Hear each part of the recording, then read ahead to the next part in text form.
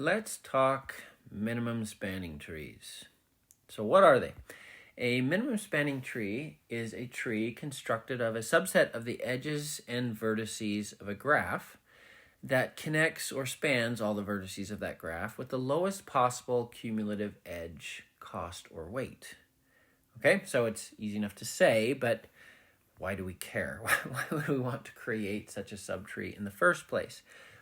To illustrate that, let's consider a hypothetical example. So I've got a graph here, and we're going to pretend that this graph represents or models a set of towns within some county.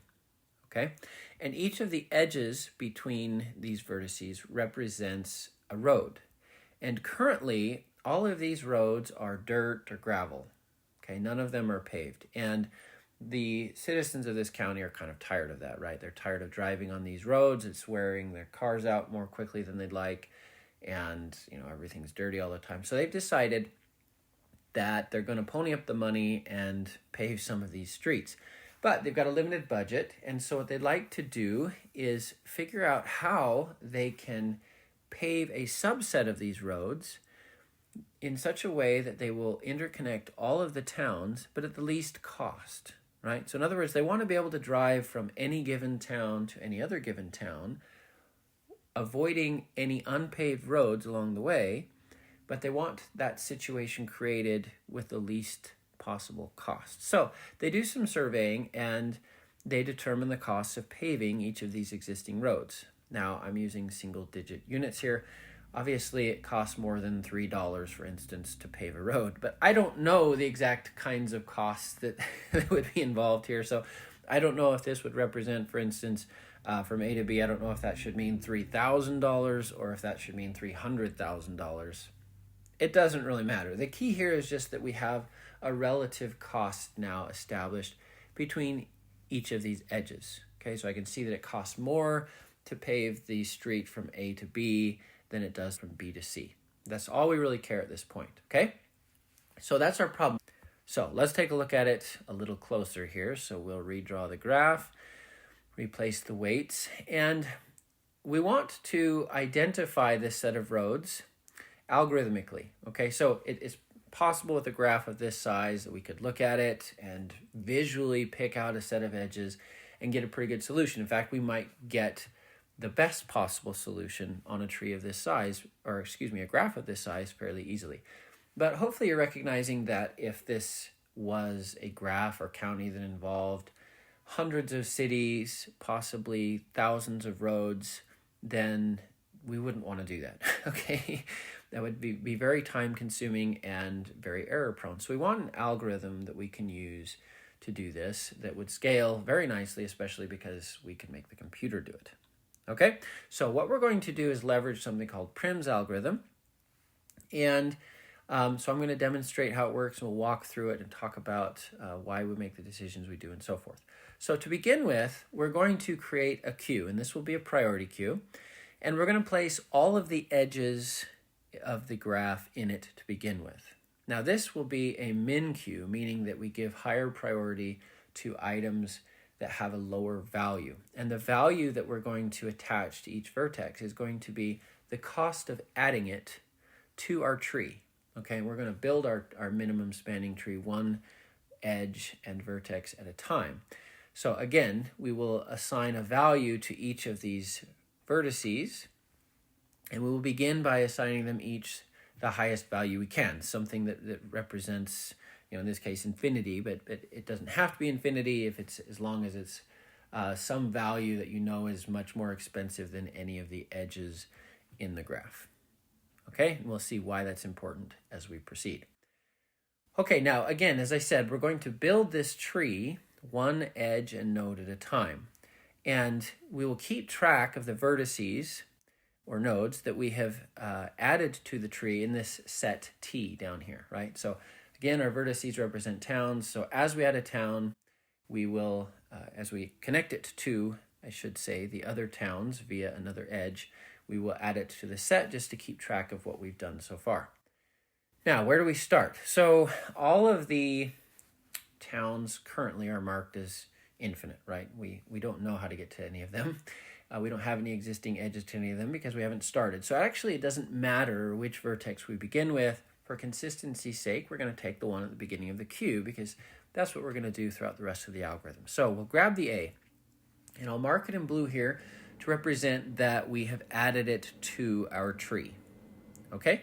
Now, the next step is to identify all edges, all new edges that we have found that connect A to other vertices. So in this case, the edge from A to B at a cost of 3, and the edge from A to D at a cost of 2. Our next step will be to look in the queue and see if we can update then the cost of adding any of the existing vertices in the queue using the new edges we have found. And obviously we can, right? 3 and 2 are way better than infinity, okay? So we will make these changes. So you notice then that I've changed B and marked it to show that there is an edge from A to B at a cost of 3, and I've updated D as well to show that there is an edge from A to D at a cost of 2. Okay? So now we need to shuffle the queue around. It's a priority queue for a reason, and so you notice that D has moved to the front of the queue. We found all of the edges that connect A to other vertices. We're done with A, so now we can select the next edge and vertex pair that we want to add to our tree. So we'll grab the one at the beginning of the queue, and we'll discuss why we're doing that. So it's going to be this edge from A to D. So D is now part of our tree. We'll show that. And we're ready to continue the process. So we identify an edge from D to B, D to E, and D to G that we didn't previously know about. And then we check to see if we can update any of the edges or costs, I should say, of adding any of these vertices that are in the queue. And sure enough, we have a less expensive way now of adding B by using the edge from D to B.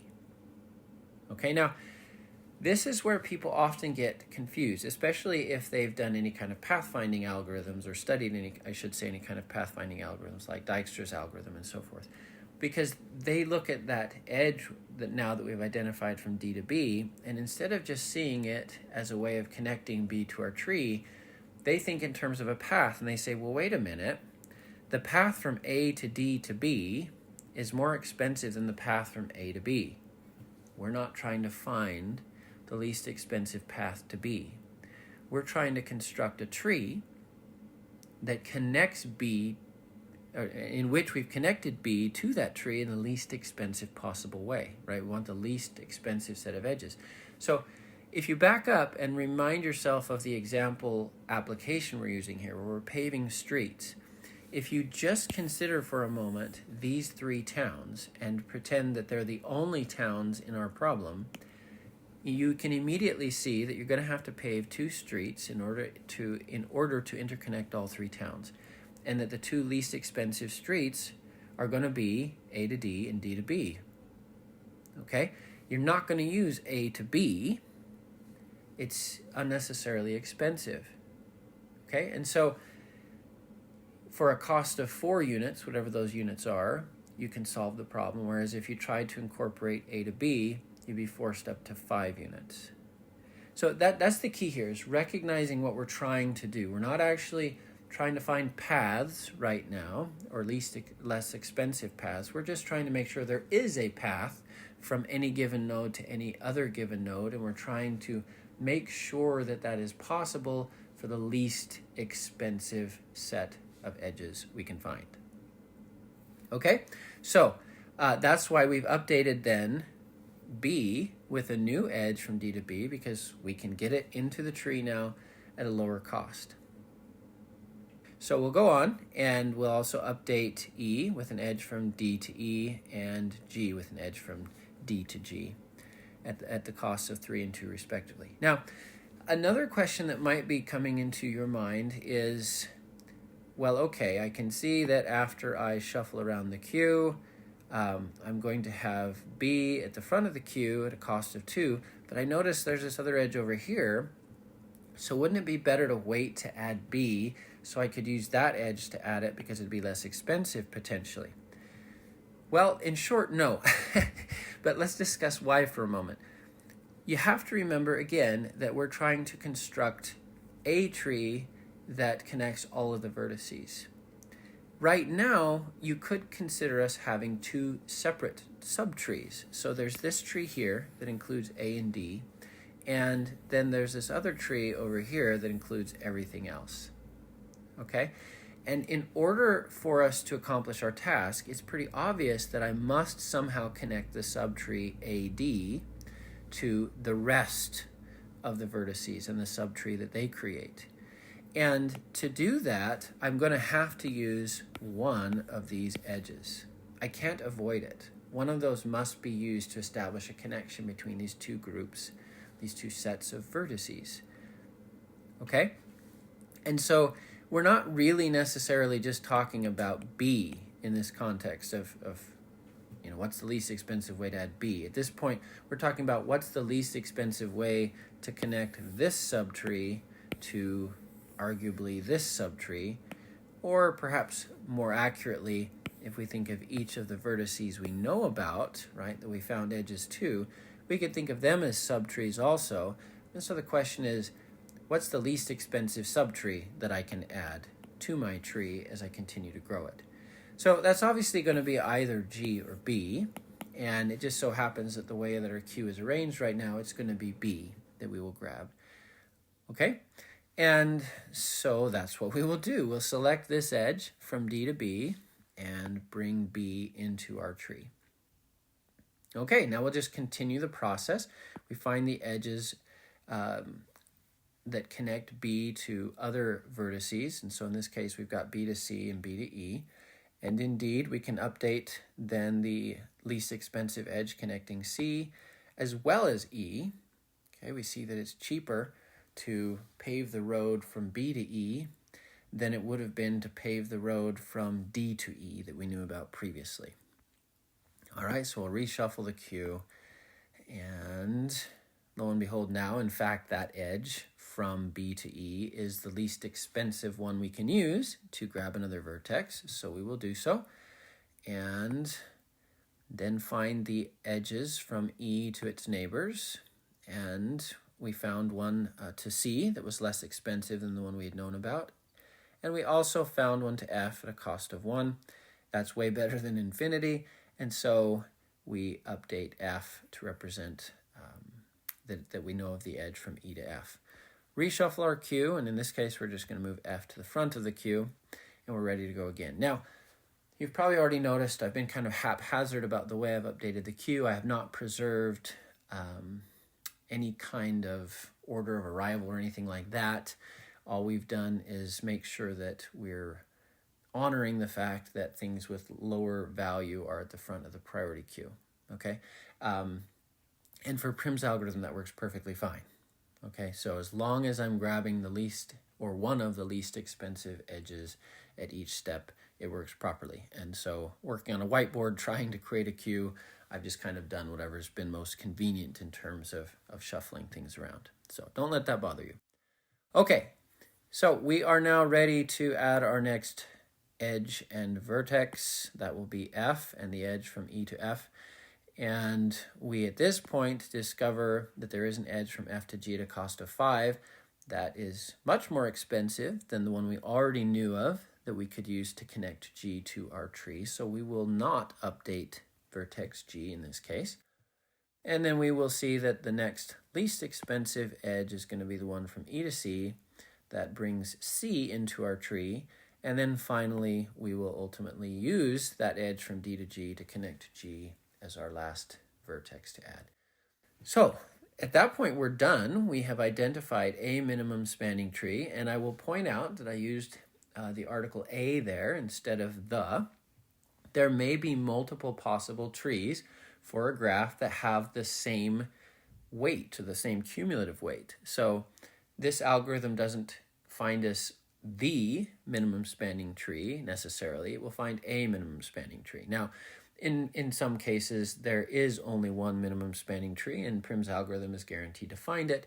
But I just want to emphasize that in some cases, depending on which vertex we begin with, we may end up with a slightly different tree, but we will be guaranteed that it will have the minimum possible cost or total cost as well. All right, so there may be more than one option available to us. All we're guaranteed is to get one of them. Now, so if we were to proceed then and pave these streets, we'd end up with a situation like this. And hopefully now it's very obvious visually that we've connected all of the towns. And by following this algorithm, we have done so at the least possible cost to the citizens of that county. And in this case, that was a cost of 9 units total. So hopefully this helps you understand the purpose of spanning trees, or rather a purpose, and gives you an example of how they can be useful. There are obviously many other applications, but also I hope that this has helped you to understand Prim's algorithm for finding such trees.